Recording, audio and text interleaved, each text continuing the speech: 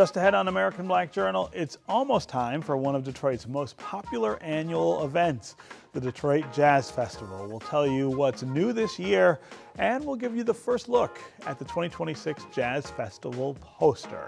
Plus, we'll end the show with a performance by this year's artist in residence, Joe Lovano. Don't go anywhere. American Black Journal starts right now.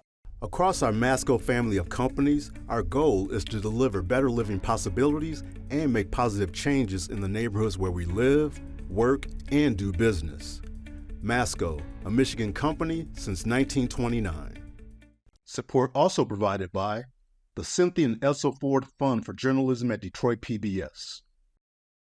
The DTE Foundation is a proud sponsor of Detroit PBS. Through our giving, we are committed to meeting the needs of the communities we serve statewide to help ensure a bright and thriving future for all. Learn more at dtefoundation.com.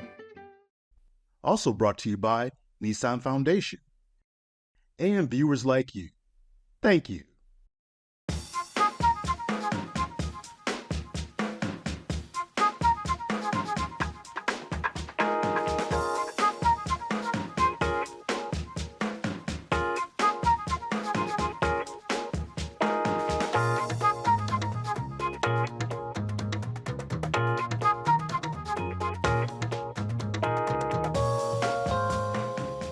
Welcome to American Black Journal. I'm your host, Stephen Henderson.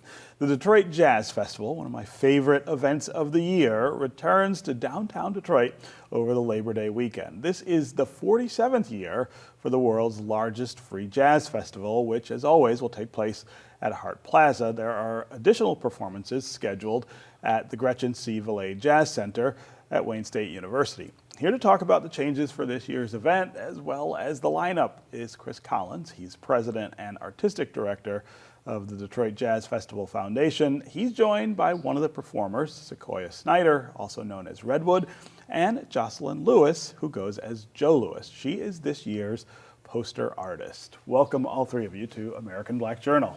Thanks, Stephen. Great to be here, as always. This is my favorite show of the year, and I probably shouldn't say that because I'm supposed to love all the shows equally, but I do love this one just a little more. It's always great to see you in the studio, Chris. Thank you, man. Let's start by talking about what's different about this year's festival and what people can expect. Yeah, well, somewhat. We're going old school a little bit. We are consolidating the three outside stages, as I think most people know, on Hart Plaza. We have a great new footprint, expanded real estate, so the capacities will stay the same, the stages will stay the same, experience for artists and patrons, but we've done some amazing things. Our production team packs a house with sound and engineering beautiful stages. The new stage, which is overlooking the river, is just going to be a spectacular environment, and maintaining the intimacy of each stage, even in a large setting, which is some really tough technical backflips. That's pretty hard, right? Yeah, it is. Yeah. It is. But it's worth doing because it's jazz. You know? Yeah. Who are the headliners that people should be looking out for, other than Redwood? I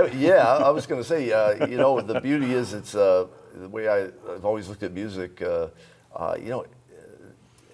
Everyone's a headliner. Yes. I mean, there are aspiring artists that have established themselves to a degree, and they're on their way to a new place, and Sequoia is a great example of that. There are legendary artists, the great Ron Carter and Dee Dee Bridgewater, Kurt Elling with the Yellow Jackets. Yeah. Kurt wrote incredible lyrics to like Joe Lovano tunes. It's happening. And of course, our artist in residence, the great Joe Lovano, who plays on opening night with his Paramount Band with Julian Lodge. And before that, opening the festival, will be Shannon Powell will lead our youth in a traditional New Orleans thing, and then we have Electric Miles, which is a bunch of alums from Miles Pass groups celebrating the 100 years of Miles, and of course we'll do something for Coltrane with our artist residents at the end. But it's a plethora of established artists and new aspiring artists, and then those from our youth programs, J.C. Hurt Jazz Week All-Stars and the competition winners from our youth jazz vocal competition, collegiate combo. So it's a taste for everyone, and they wouldn't be there unless they were special. Yeah. I kind of think of the festival as a celebration of jazz, of course, but it's also a celebration of our place, Detroit's place in the jazz world, and it reflects that every year. It's like us kind of showing off a bit for everybody else. You got it, and you have to ask yourself, what is what makes a culture? And a culture is a living, breathing thing.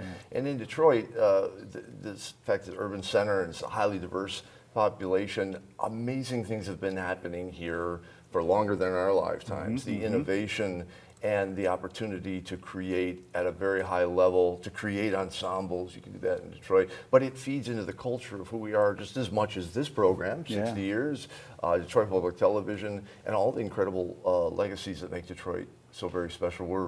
We really want to be part of that invention and that forward movement of who we are as a culture, and then we get to show it to the whole world via live streams. 1.5 million people, 320,000 in person. It's a real showcase for all of us, but it's really about sharing our culture. Yeah. Sequoia, tell us about your music and your history here in Detroit, and how exciting it must be to be on the docket at the Jazz Fest. Yeah, my history in Michigan started in college. I went to Michigan State for my undergrad degree and my master's degree as well.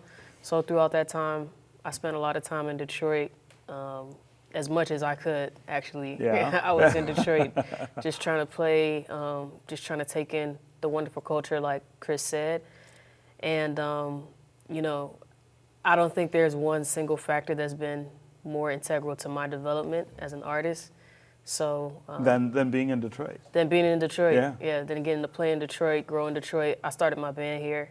So anybody who knows me knows how much I love Detroit. I'm not from Detroit, but I claim Detroit as one of my hometowns. I'm from DC, so obviously a huge part of who I am. But I mean, Detroit is the city for me that's, you know, supported me and taken me in since I was, you know, still a kid basically. So. It's super exciting for me to be able to bring my music to the Detroit Jazz Fest. I've gotten the opportunity to play there several times, but this is like really special to me. And the festival is always my favorite time of the year. It's always one of my favorite experiences, you know, in the years I've been alive. So I'm really excited and grateful.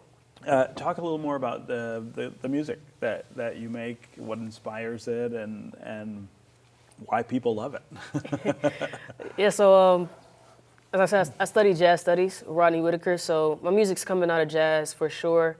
I love jazz music, but I also love all black music. I love all types of music, so there's a lot of, I came up listening to a lot of R&B, gospel, hip hop, even rock, which I'm getting a lot more into now. So I'm always just trying to make something that sounds and feels good. I don't think too much about I'm gonna make a jazz song, I'm gonna make a fusion song, but I do find that all these different elements come out in my music, and I think people enjoy that. Yeah. Well, I mean, I think music is not you can't divide music into genres, right? Music is music. It's a language, and you can kind of run across it with all kinds of different beats and notes and things like that. Jocelyn, Joe Lewis, you are the person who created the Jazz Fest poster this year. I should note that it is standing there, and in a minute I'm going to ask Chris to have a big unveil of your work. But talk about, before we see it, sort of who you are and how you kind of come to this work, this really significant work now with the Jazz Festival. Thank you. I'm a Detroit native, born and raised. Right now, I'm actually a student at Florida State University. I'm getting my PhD in museum curation at the moment. And a lot of my research is about Black culture and the Black history and all the different type of connections to the dysphorias. So I'm really interested in those things, and it really does come out in a lot of my artwork. And how I approach this, usually I'm a fabric artist or mixed media artist, but this time I wanted to have, again, like a more jazzy feel, like total like abstract or semi-abstract. So I used a lot of different shapes and tried not to keep it so like figure inclusive, just like going with the wind and like just feeling the embodiment of what jazz would be. So I'm really excited about the poster reveal. Let's go to the moment when you knew you were creating this for the Jazz Festival, what was kind of the first thought you had about what you wanted to capture with that work? I think my first thought was the actual expression of what I think jazz feels like. I used to live in Brooklyn not too long ago, and we would always go to jazz nights and being really encapsulated into the music. And I really feel like jazz is like a thing you have to put your whole body into to express. So when I was making this piece, I really wanted that to come off into the piece. Like the person is the music and expressing themselves. Yeah. Well, that's a great introduction to the unveil here. Chris, do you want to do the honors? I am excited about this. Super special. This is always my favorite moment on the show. Do we have a drum roll? I know. We don't have a good drummer here. Right, here we go. The 2026 Detroit Jazz Festival poster by the great Joe Lewis. Oh, look at that. I love that. Yeah. My goodness. I can see, of course, notes and instruments and people. The person figure there is super interesting as well. Talk us through this poster. Yeah, like I stated before, I really wanted the person to be a part of the actual instrument, the music, the embodiment of like the sound. And so a lot of these shapes go into each other, they overlap. They express some type of emphasis, and they have a lot of like sharp tones or a lot of different lines, but also like some curvature where it shows like the smoothness. And yeah, I really wanted the person to be a part, very much a part of the sound. Yeah, the person's kind of wrapped around all of the. Yeah, I wanted the instrument to be with the person, like in the person. So yeah. Wow, that's amazing. Yeah. Beautiful piece. Thank you. When you're making your art, how much does your history here in Detroit, do you think, influence what you're doing? It influences it all the time. It does. A lot of my artwork is really much about Black culture and what we bring to the world, like how we express ourselves, our creativity, our beauty, and I love to highlight that. I really want my people and also Detroit people to see themselves reflected in my artwork. So I think my artwork has exchange where a person looking at it can really feel the experience and like be very familiar, like, oh, I grew up like that. I know what that's about, and something to really feel connection to. I think sometimes, people might not feel as connected to certain artworks, but I know with my artwork, I would love for people who look like me and also Detroiters to really see themselves in my artwork as well. Yeah. Chris, talk about this wonderful poster. Every year the poster's great, but we're so fortunate. We've had artists from around the world. So Joe joins a very elite group of people. There's only 47 of these, and each one is about finding an artist to do a piece of artwork, not a graphic poster for information, but an artwork that we can celebrate that captures the spirit. And we reached out, as we often do, did an open call to artists in the Detroit area, and people send their ideas in. Many great artists, different medium, but it's typical that I'll come across one that really speaks to the current, and in this case, as a musician, the feeling that all jazz is it's all, everything's wrapped and intertwined at the communication, and yet it can change and be interpreted from different perspectives, and it captures it in every sense of the word, and is very unique in its perspective and coloration and design from previous posters. It's really going to stand out as a singularity. Yeah.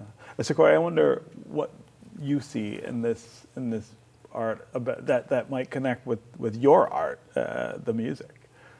Yeah, I love it. I think, like Chris said, the colors really speak, like the different colors and how everything's kind of intersecting. I feel that jazz has so much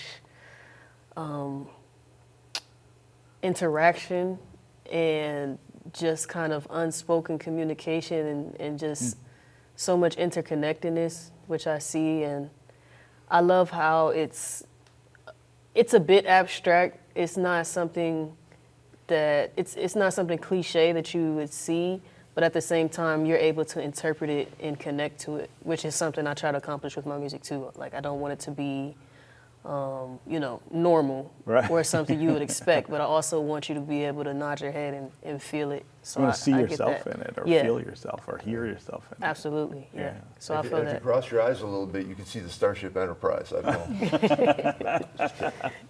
know. So Chris, talk about the kind of state of the festival. Things have changed a lot since the streaming, I feel like, has just kind of blown this up in a way that maybe we didn't expect. Yeah, it was about 15 years ago, and we took some funds that somebody talked about doing a strategic plan. I said, I've done a lot of strategic plans. Let's get into this streaming thing. And so we developed a great relationship with Detroit Public Television and others, and got through all the hardships of learning how to use technology. So by the time COVID hit, as you probably remember, we were the only festival. We did a 40-hour broadcast on safe stages. We built, 7 miles of fiber optics. And then now we've curtailed it. And so it supports all of our we do international exchange programs, youth programs, and you can see all that culminate at the festival. But the streaming has helped with 1.5 to 2 million viewers. I think it's 30,000 watchable hours last year in 38 countries or something. Wow. It supports that. And to your point earlier, it becomes another avenue for us to be ambassadors of this city and for people to understand the beauty of Detroit and what's coming from here. And that's so important. And it's important because if you can't get to the festival, or if you're accessible, if you have accessibility challenges, you have access to every single show. DetroitJazzFest.org has all the information. And in fact, the new footprint, the nice part is everything's on the same plane in Hart Plaza, and you make your way up to the Valade Center in the evening. It's going to be great. But we also, because we've closed in the festival to keep it secure, we're no longer allowing coolers, which is a big change in our culture. Right. But it's a necessity in today's world, so we hope everyone understands. But a few things like that, but for the most part, it's just going to be a rocking good time. Yeah. Talk a little about the Valade Center too, which is, 3 years, 4 years now? Just about, and in fact, we're opening Dee Dee Bridgewater's, which is the club venue on the lower level. Dee Dee, of course, is here at the festival, so I'm sure she'll be there, and Wayne State will be doing something special for that. So it's 2 venues. Dee Dee Bridgewater's club in the basement, like a super hip Detroit Jazz Club. Upstairs, Detroit Jazz Hall, specifically designed acoustically for jazz. Everything, stages, instruments were hand selected. The seating is special, and those shows remain free. They're the Midtown After Hours specials, start at 10:30 in the evening. Doors open 9:30, and they go till about midnight or so. A lot of stuff, but it's really the last beautiful gift of Miss Valade to all of us. Yeah, and the importance of having a space that's dedicated to jazz and Detroit in this way. I mean, it's kind of hard when I'm in there. It's kind of hard to imagine that we didn't have it for as long as we did. Well, people build such places. Oftentimes, jazz, you get kind of the second best piano and the second or third best drum. Ms. Valade, she really wanted to have a place that equaled everything, and it's a testament to Wayne State too, and their understanding of the urban center and what's needed to do these things on the highest possible level and provide for musicians a venue that's a hall where 340 seats, it's fillable. It sounds amazing, and you're not trying to fill 2,000 seats in a venue that really wasn't designed for jazz. This is a unique entity in the world, and I think it'll become an important gravity point. Yeah, we've got about a minute left. Yeah. I want to just emphasize again the free aspect of this. I just think that is so important, and there just are not a lot of festivals that are able to do that, but this has always been a free. It has. It's a very important part of who we are and who the city is, and accessibility is the key for everyone to be able to enjoy the music they love. But, man, there's a reason no one else is doing it at the premier level. It's really hard. It's not a given, right? Nearly $5 million a year. There's no money from the sky, and that's why we have our Keep It Free campaign and ask people if they can donate $1 when they can or more. It makes a difference, or become an angel of jazz, because these things are the only way that our grandchildren are going to be able to go down to the festival for free. If we can't do it that way, cat's going to come along and say $20 at the gate, and problem solved. But problem created for a lot of other people. Yeah. Okay, well, Chris, it's always great Same. to catch up with you about the festival. Sequoia, it was really great to have you here. We'll look forward to your performance. Thank you. And Joe Lewis, what a great piece of art that you've created Bravo. for this. Thank you. Thanks to all three of you for being here. Pleasure, Stephen. Thank you. Thank you. We're going to leave you now with a performance by the Detroit Jazz Festival's artist-in-residence, Grammy-winning saxophonist, composer, and producer, Joe Lovano, recorded at the festival preview earlier this year. For more on today's guest, go to AmericanBlackJournal.org, and you can connect with us anytime on social media. Take care, and we'll see you next time.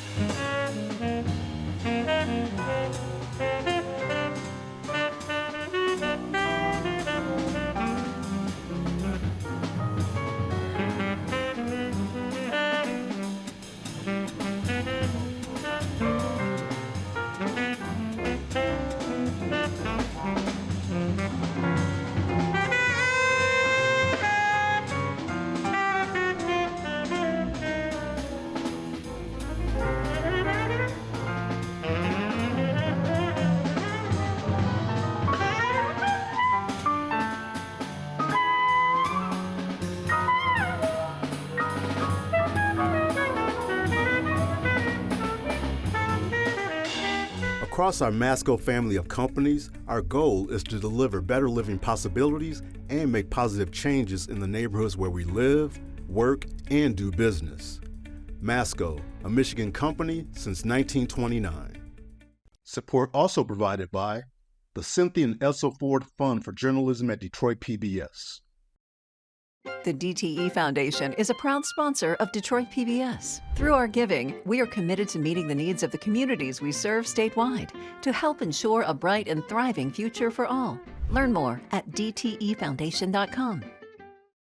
Also brought to you by Nissan Foundation and viewers like you. Thank you.